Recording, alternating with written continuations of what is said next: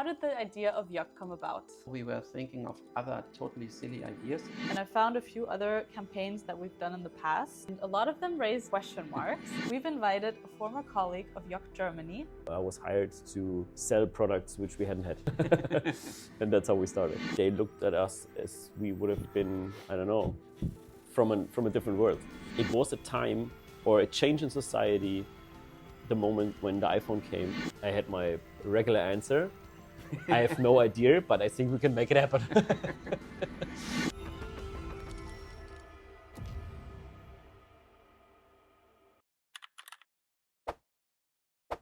Over the past 25 years, not only did YOC grow and change, but so did the ad tech market. To get a better picture of how the technology changed over the years and when YOC saw the need to adapt, we've invited our tech expert and CTO, Jeff. Thank you for being here today. You've been at YOC for quite some time now. Could you give us a brief overview of how it all started and what you do today? Yeah, thanks for having me. It started in 2009, in January. I came to YOC to work as a software architect. I was managing, Dirk remembers, I was managing the payment and billing gateways, the text message gateways for our projects with several clients. And eventually then promoted to Director of Technology in 2014 and then CTO in 2017. And now managing product and software development as well as IT operations and tech service here in our company. As you said, you became CTO in 2017. What did the ad tech market look like back then? Oh, it was very interesting times. I believe that was the time when ad network consolidation was in the middle of the happening or even almost close to complete. So traditional ad sales houses and networks in the advertising industry, they were consolidating heavily. Lots of players got out of business. Many were acquired. When I say ad tech networks or advertising networks, I mean those without specific advertising technology expertise or software and platforms in-house. That was the time when we conceived and started building our very own platform. How did the competition look like exactly? We had numerous companies, of course, competing for the same ad dollars. And so what we thought about was that we would create our very own niche in this area. And we came up with the approach of high impact advertising, right? That was something that was pretty new at that time. I'm not sure how you perceived the market overview back then, Dirk. I believe we were really one of the first or very few players in the market with this kind of approach, right? Right, I would like to say that we concentrated fully on high impact formats at this point of time. We already sold them earlier. And of course, we had to manage the transformation that started in the beginnings of the 2010s. So the programmatic development, and I think that was our biggest challenge, our biggest hurdle to overcome, the change of buying ads, right? Which was actually the ignition point for developing or conceiving first and then later on developing VIS.X. Yeah, right. That was really a challenge at that time because you could execute high impact or let's say non-standard formats, rich media formats. You could execute them if you would call a publisher or you had a direct integration through an ad server or similar technology that would go directly through an classical insertion order. That was possible, but it wasn't possible to deliver that stuff at scale. That was the problem.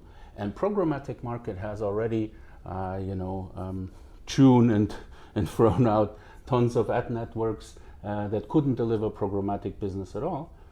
And so we were in the same danger. If we could not get onto this track and maintain our specific niche in the programmatic context, we would be having difficulties, to say the least. So then you decided to build VIS.X. Whose idea was it initially, and how did the initial starting points of building this platform look like? Yeah, I mean, I can tell my my memories of it, Dirk. It was 10 years ago, roughly about 10 years ago. We were sitting pretty much. Yeah, pretty much, right? I remember we were sitting in this small think tank thing with no window, with no windows in it. And we're sitting there and saying, okay, Dirk actually, he asked me, okay, Jeff, now we got those high impact formats and we got this programmatic thing, what are we going to do? And with a little bit of additional context from the past, of course, we try to deliver all those high-impact ad formats through third-party platforms such as Google or Magnite or PubMatic, and we understood it's not really possible, right? So Dirk asked me, okay, Jeff, what are we going to do about it? And then we were sitting there and thinking, and we came up with the idea that we actually need to build our very own SSP to enable high-impact programmatically.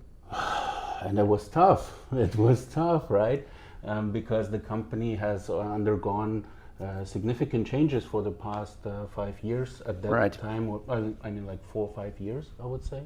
We were not sure really if we could manage all of that, because developing SSP is quite a complex technical project. It's a heavy change project for the company, for all the teams, all the departments. It was very difficult. Yeah, we sat there and thought about it, and then you just said we put the project in the drawer, right, for a few months. I thought that this would be a kind of unsolvable project for us. I think it took only 8 weeks, and then we opened up the drawer again, right? Yeah. Right, yeah. How was it perceived internally? We were not sharing this plan to everybody. Of course, the management team was involved.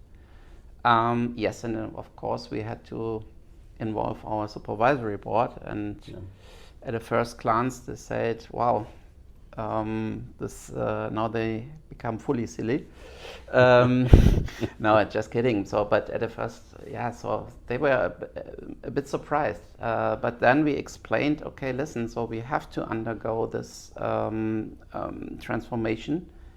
We are not any longer a pure ad sales house. We have to develop our own technology to overcome these technical challenges and technical difficulties, which will definitely lead to severe problems if we don't take action. So, and then they were supporting us. And then after having conceived the platform, then we started to develop it. Before we go on talking about VIS.X, Jeff, as CTO, can you explain to us what exactly this platform is?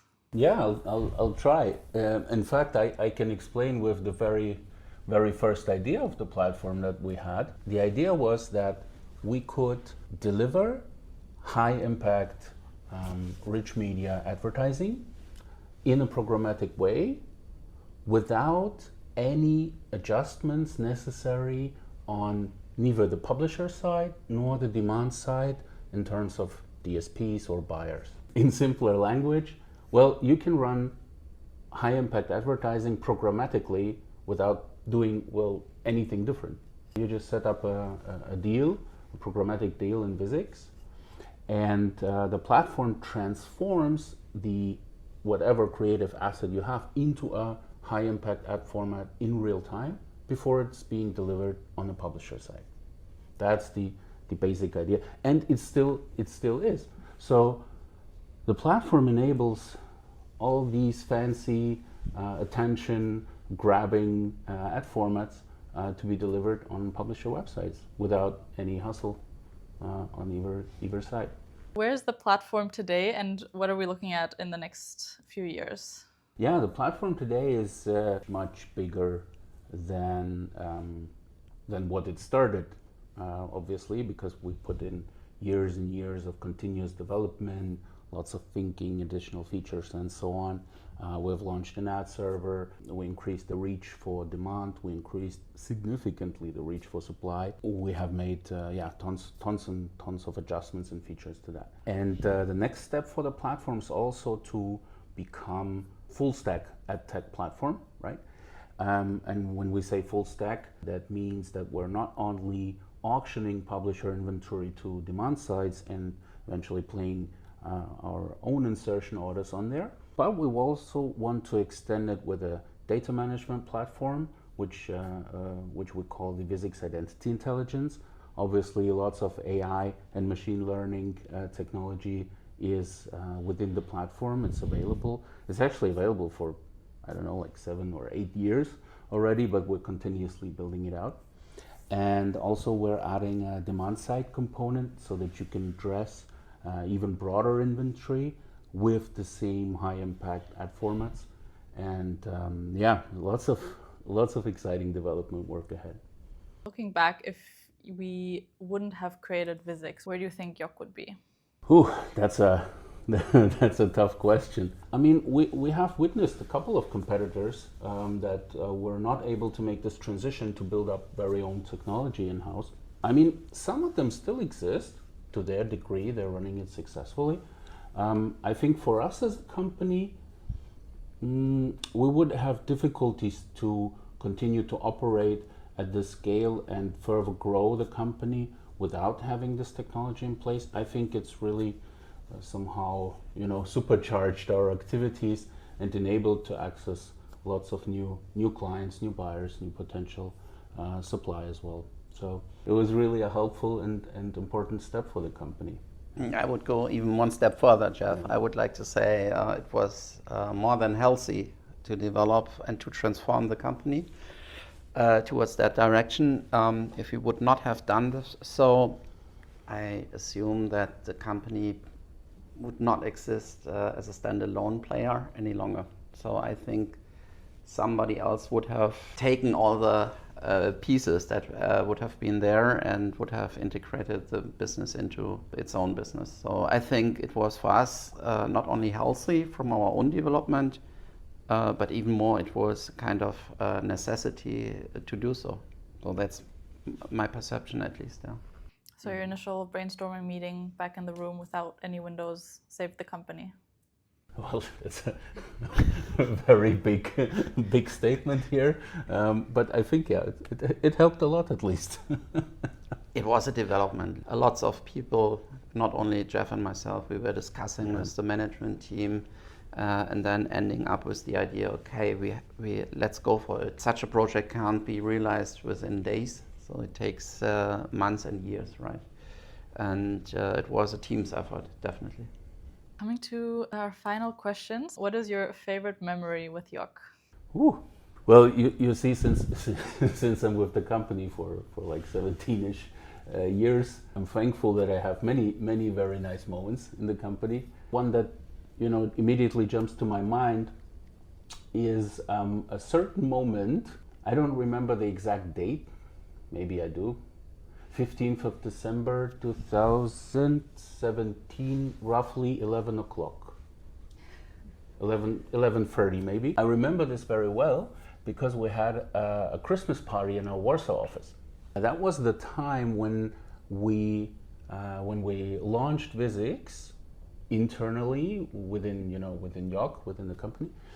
And to demonstrate the success of the MVP, so the minimum viable product that we wanted to achieve, Dirk acquired a campaign or a programmatic deal, better programmatic deal with, was it Nissan?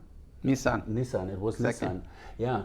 And we had this, let's say, test deal with a budget of around 15,000 euros.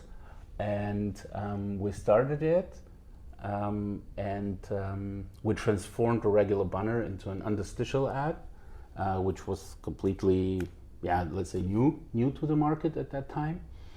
And we delivered that campaign, and one of our colleagues from the tech department was actually monitoring the reporting system in that night because the deal was about to end on this day, on the 15th of December. Around 11 o'clock or so, just before the end of the day, he came to me and he showed on his cell phone the little tiny reporting graph and he said, "Hey Jeff, it's 14,900 something euros. We delivered it. We delivered the campaign." Over the deal, right? We delivered it. And I completely freaked out. I was so happy because it took like years of work to get there, right? And we took so much effort, not only technical building of the thing, but also to explaining it to the colleagues and all the presentations and the change management that went along with it. And I was so happy. I took him and we started running around and showing everyone those reporting. And they were like, yeah, and then we ordered shots and it got completely crazy. That was the moment Everyone was really happy about, because it actually marked a super important milestone. We were able to actually deliver what we promised, and that is advertiser books something in their DSP, just uploads the creative, and we deliver it as a high impact format, and it just worked. It was fantastic.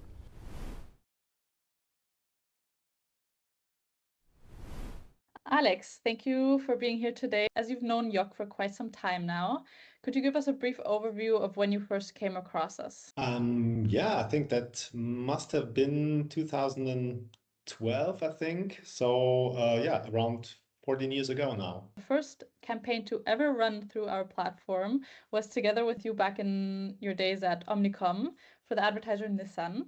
What expectations did you have going into that campaign, and were those expectations met? Back in those days, we at Omnicom were always on the hunt for state-of-the-art technology, so to speak, and new solutions in the programmatic ecosystem. And YOC or VIS.X was a promising solution at that time, and it still is.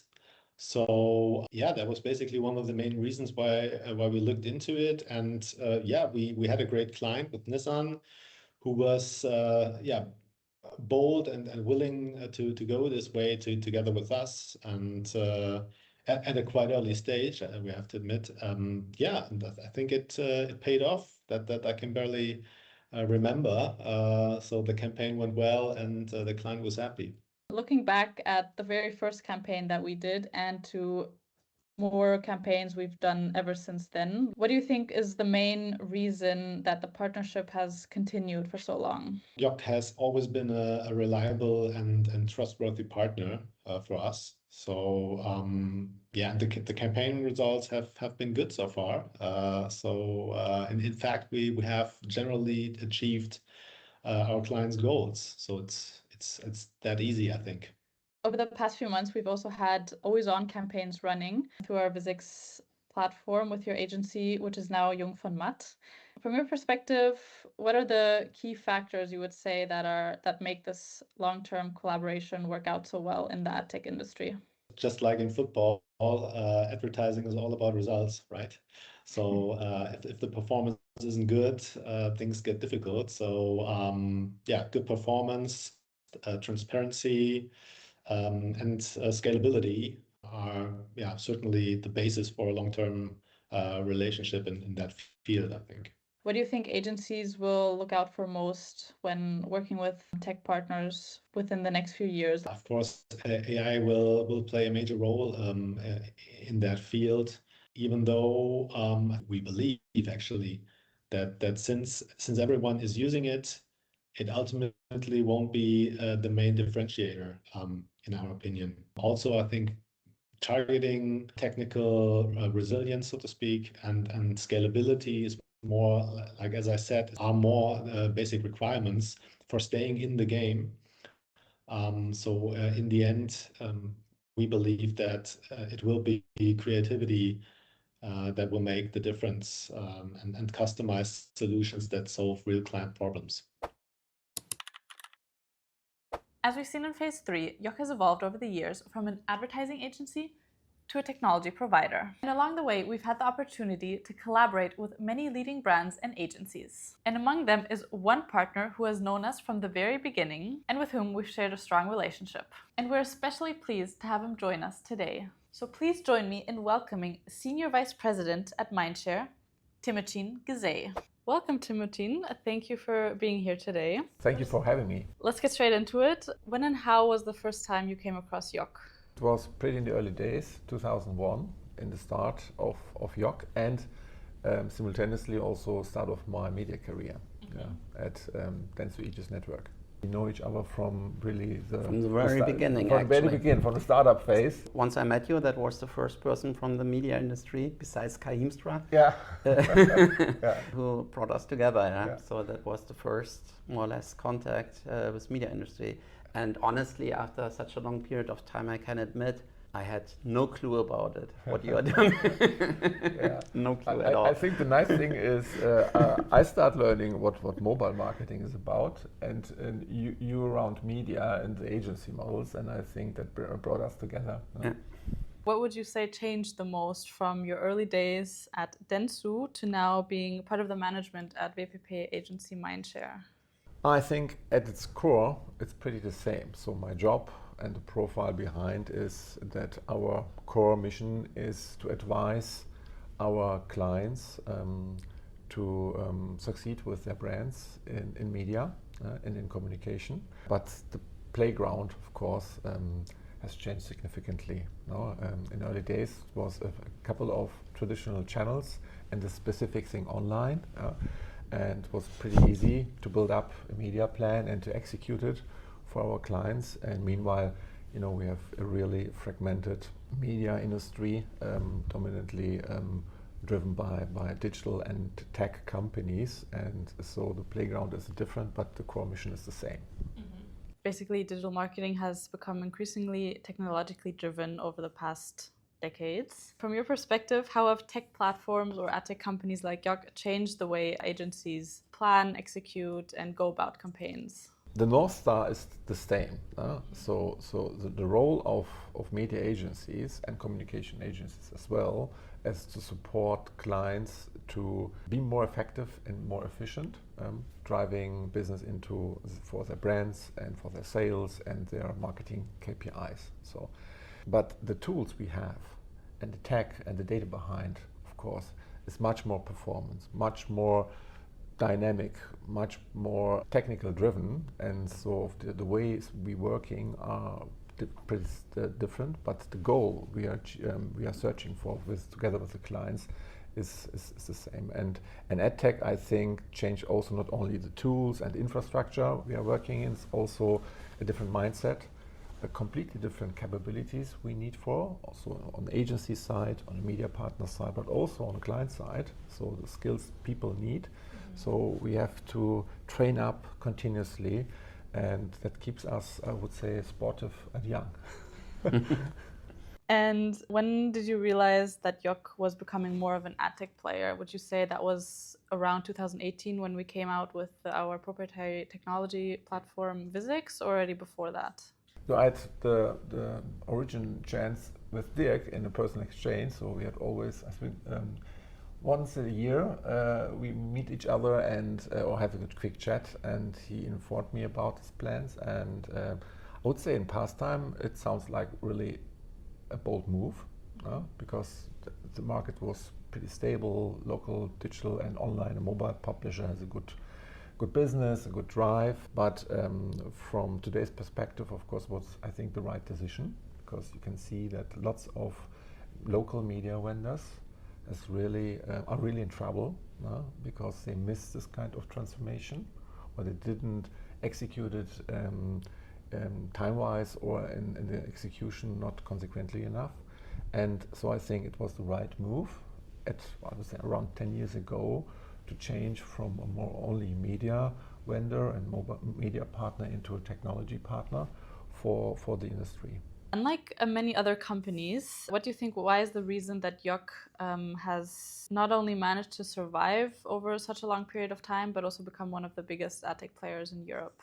So from my point of view, of course, I'm not inside, I'd say that YOC could manage pretty successful to be a relevant player for the local media industry and plays an essential role for the ecosystem, for the publisher on the one hand, and agency and demand side, the clients on the other side, and become a kind of one of the vehicles to be a bit more independent from global ad tech companies. I think there's no really lots of other alternatives to that, and maybe that's the sweet spot to take this role and to focus specifically on that. What do you think the media agency world will look like in the next 25 years? That's a good question. If I would have the perfect answer, I wouldn't sit here. I think it's pretty open. I would say, like in the beginning, our core mission will be the same. I think it will be much more important strategic-wise also for clients to have a business partners for this strategic role, to navigate through this jungle, to handle all this tech data, audience insight things, to partner with platforms, with data partners, of course with media vendors locally and internationally. So I think the role will be significant and relevant in future, but of course the ways we work and how we execute it will change dramatically. We are already in the early stage of using AI in the agency together with clients and together with partners, and there's so massive dynamic and a change behind that. That's really, I think, difficult to see, to forecast how it will look like in 3, 5 or 25 years. I will say it will be exciting, will be new, but the core mission will be the same. Thank you very much for being a part of this and for sharing your insights and perspective from the agency world. Many thanks for your time and having me here. And thank you very much, Temujin, for coming. Great. Dirk, we've now looked at the very first campaigns of YOC, different milestones we've experienced, how the company has evolved over the years, and gotten insights on what truly makes the company so special. For this last phase, I'd like to talk to you about the actual growth of the company. So as we know, YOC was founded in Berlin and still has its headquarters here. When did you sign your first office lease? How many employees were you? And what was that experience like? That was really a very impressive moment, because it was kind of visible that this is the beginning of something new. And once we got the confirmation from investors that they will support us financially, then we signed the lease contract. And at this point of time, we started with 6, 7 people around. When we moved in, let's say 4 weeks later, we already were 10 to 15 people.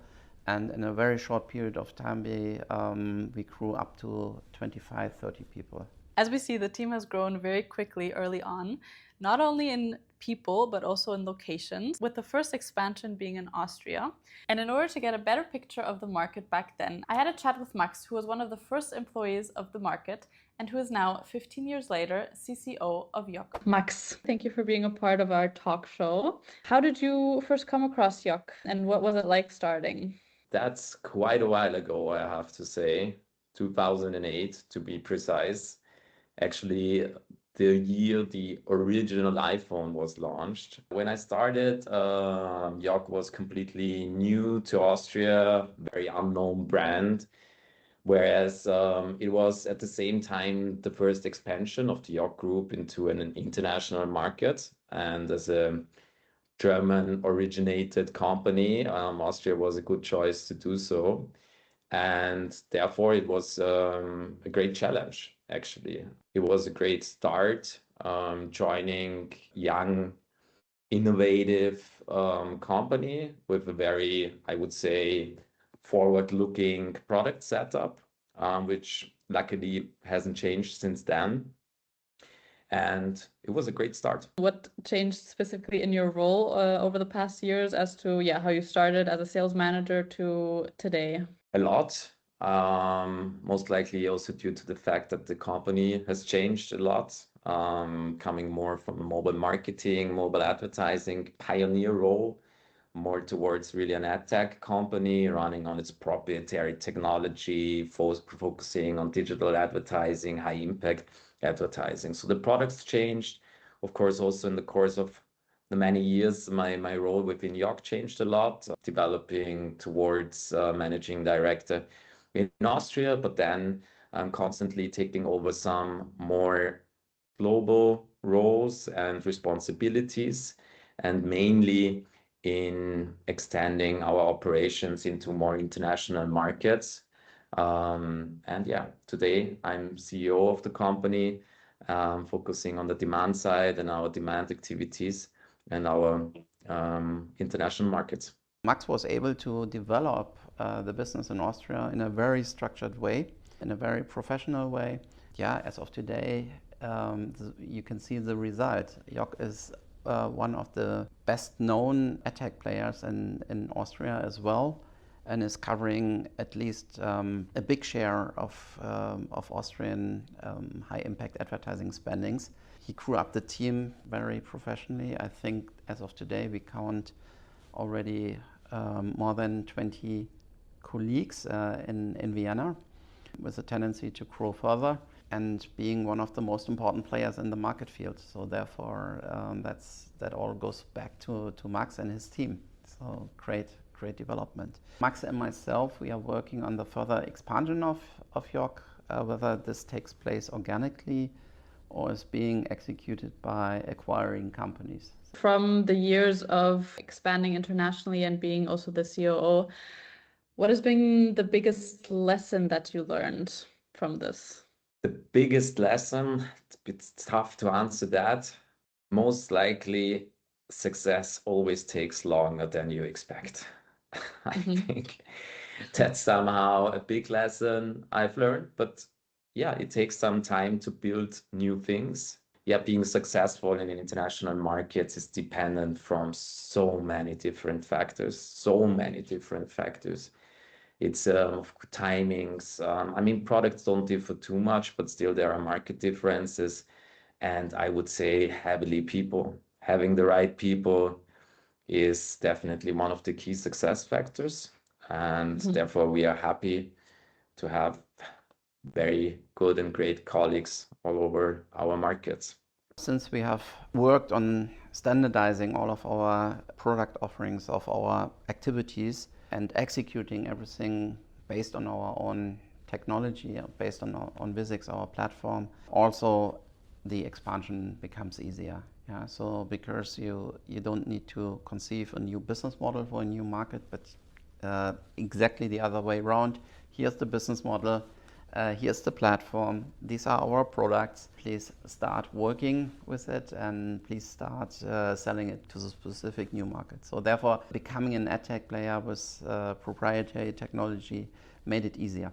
Well, Austria was the first market that YOC expanded to. A few years later, we've also expanded to Poland, which is one of our most successful markets as of today. And for this, I invited Wojciech, who has helped build YOC Poland over the past 10 years as country manager.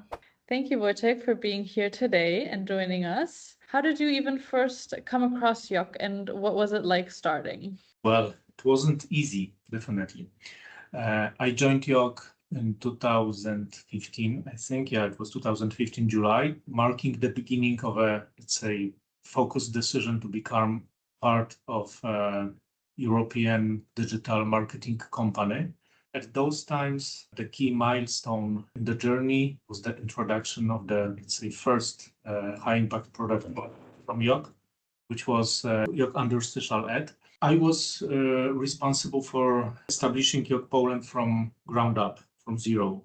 Out of the, let's say, initial team of 4, 3 people are still there, and they are like the pillars, the most important pillars of the YOC Poland company right now, which demonstrates how the people are engaged with the company, how they are motivated, and how they are, let's say, building the company.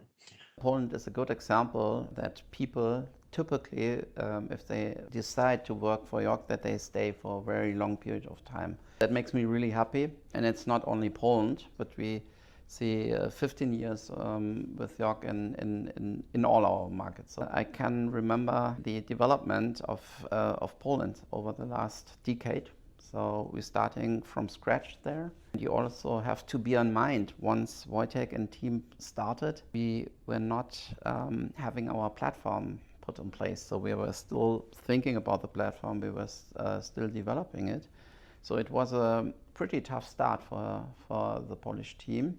And as of today, they are #1 for high impact advertising in Poland. So a super nice development that took place here.